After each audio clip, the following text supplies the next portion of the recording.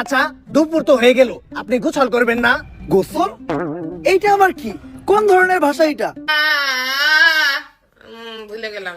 আরে শরীরে পানি ঢেলে যেটা করে আর কি। পানি?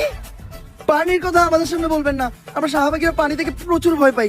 কিন্তু পানি দেখে তো কুত্তায় ভয় পায়। गजब बेइज्जती है। Nice joke.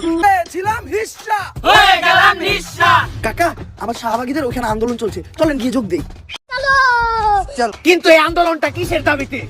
আমাদের এক বোনের মুক্তির দাবিতে। তার অপরাধটা কি ছিল? তার বাবা তাকে ধর্ষণ করার চেষ্টা করেছিল, এজন্য সে তার বাবাকে হত্যা করে। আরে এটা তো ভালো কথা।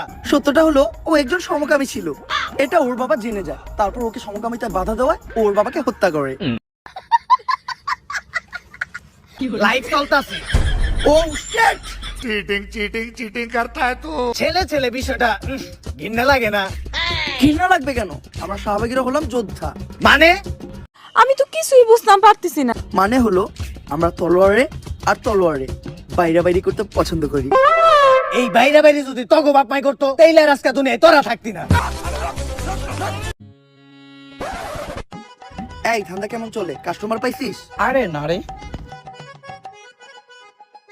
কত? तू समझा? हाँ। नहीं तू समझा नहीं। আজকে রেট 500। 50 টাকা দিমু। না। আমি কি কাউকে গালি দিয়েছি? ও দামাদামি করলো কেন? ও ধর্ষক, ধর ওকে। আরে বাবা রে, আমি কিচ্ছু করিনি। দর্শক দেখলেনই তো শাহবাগীরা কতটা ভয়ঙ্কর। এরা শুধু ছড়াই না গন্ধ, এরা লাগায় মানুষের সাথে মানুষের দ্বন্দ্ব। তাই আদালতের কাছে আমার একটাই আবেদন, এদের দ্রুততম শাস্তির ব্যবস্থা করা হোক। ফুটকা টিভি থেকে আমি রিপোর্টার কাকা।